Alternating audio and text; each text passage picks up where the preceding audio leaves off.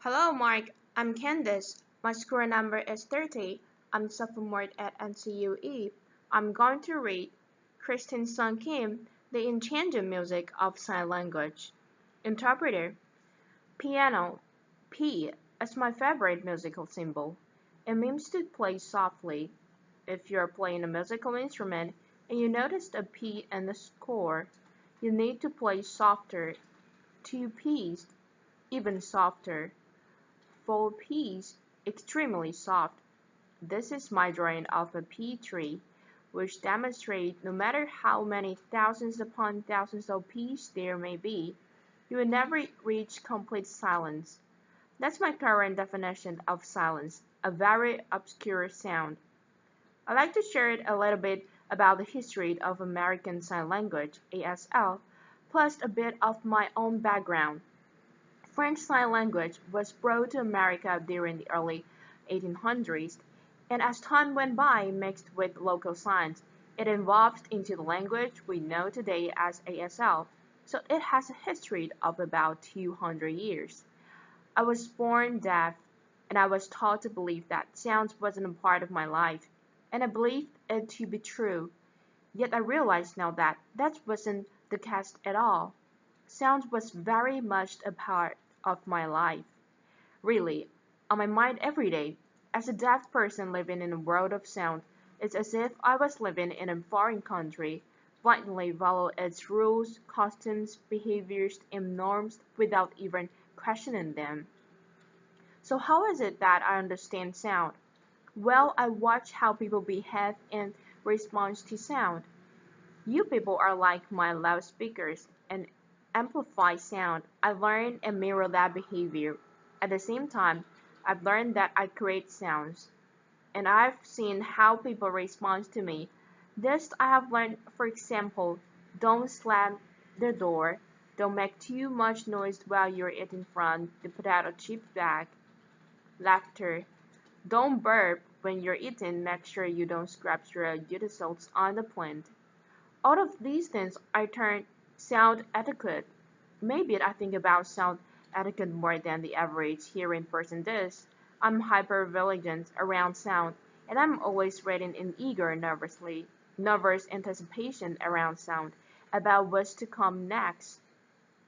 Hence this drawing TBD, to be decided, to be C, to be continued, to be A, to be announced. And you notice the staff, there are no notes contained in lines. That's because the lines already contain sounds through the subtle merged in smears. In deaf culture, movement is equivalent to sound. This is a sign for staff in ESL. A typical staff contains fine lines. Yet for me, signing it with my thumb sticking up like that doesn't feel natural. That's why you'll notice in my drawing, I stick to four lines on paper. In the year 2008, I had the opportunity to travel to Berlin, Germany, for an artist residence there. Prior to this time, I've been working as a painter. During this summer, I visited different museums and gallery space, and as I went from one place to the next, I noticed there's no visual art there. At that time, sound was trending, and this shocked me. There's no visual art, everything was auditory. Now sound has come into my art territory. As I going to farther distance me from art, I realized that doesn't have to be the case at all. I actually know sound. I know it so well that it doesn't have to be something just experienced through the ears. I could be felt texturally or experienced as a visual or even an idea. So I decided to reclaim ownership of sound and to put it into my art practice. And everything that I have been taught regarding sound, I decided to do away with and unlearn. And I started creating a new body of work. And when I presented this to the art community, I was blown away with the amount of support and attention I received. I realized sound is like money, power, control, social currency. In the back of my mind, I've always felt that sounds was your thing, a hearing person thing. and sound is so powerful that I could either disempower me and my artwork, or it could empower me. I chose to be empowered. There's a massive culture around spoken language, and just because I don't use my literal voice to communicate, in society's eyes it's as if I don't have a voice at all. So I need to work with individuals who can support me as an equal and become my voice. And that way I'm able to maintain relevancy in society today.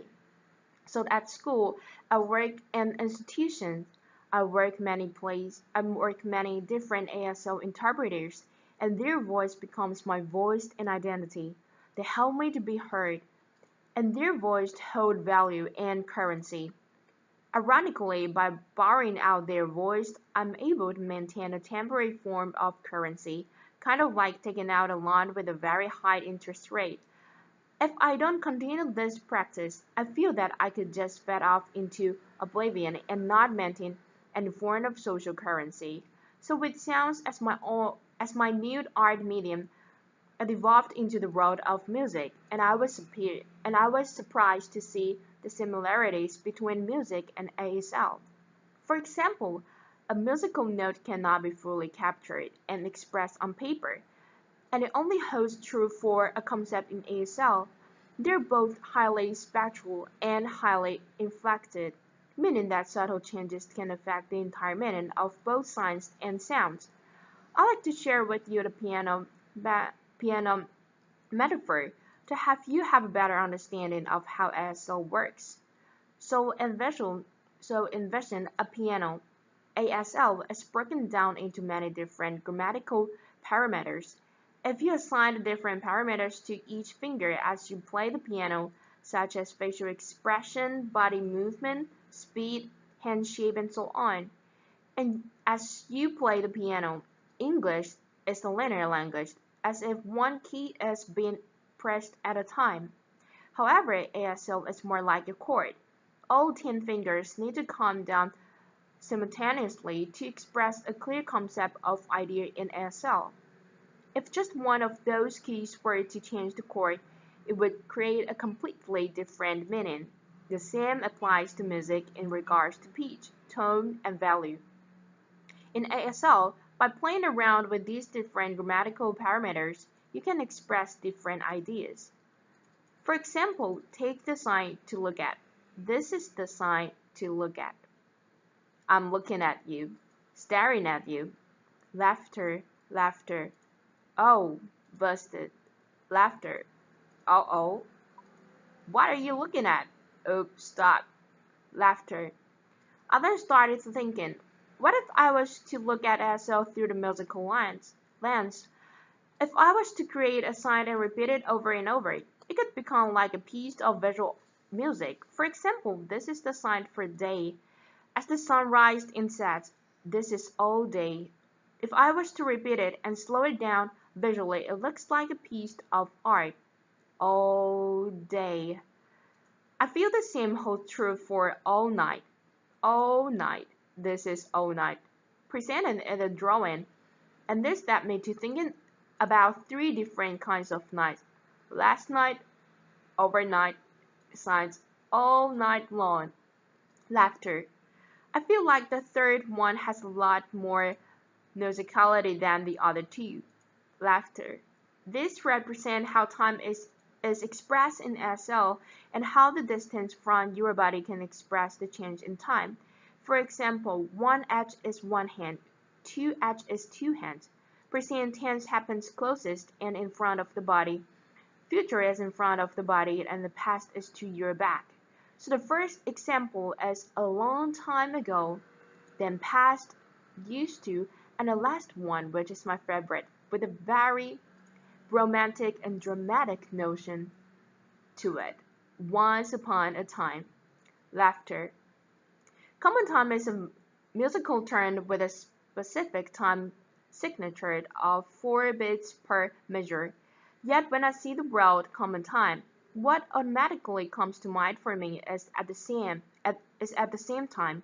So notice RH, right hand, LH, left hand. We have the step across the head and close it. and chest. H, hand, RH, flash glow. Common time, chest, LH, flash glow.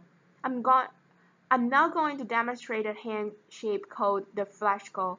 Can you please follow along with me? Everybody, hands up. Now we're going to do it in both the hand and the chest, kind of like common time or at the same time. Yes, got it. That means to fall in love in international signs. Laughter.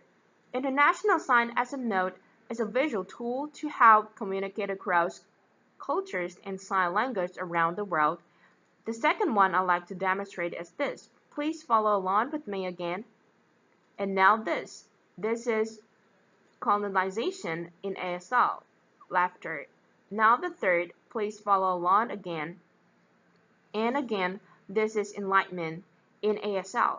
So let's do all three together. Foreign love, colonization, and enlightenment. Good job, everyone. Laughter. Notice how all three signs are very similar. They all happen at the head and the chest, but they convey quite different meanings. So it's amazing to see how ASL is alive and thriving just like music is. However, in this day and age, we live in a very audio-centric world, and just because ASL has no sound to it, it automatically holds no social currency. We need to start thinking harder about what defines social currency and allow ASL to develop its own form of currency without sound. And this could possibly be a step to lead to a more inclusive society. And maybe people will understand that you don't need to be deaf to learn ASL, nor do you have to be hearing to learn music. ASL is such a rich treasure that I like you to have the same experience, and I like to invite you to open your ears, to open your eyes, take part in our culture, and experience our visual language. And you never know, you might just fall in love with us. Applause. Thank you. Dennis Color Brighton. Hey, that's me. Applause. Thank you, Mark.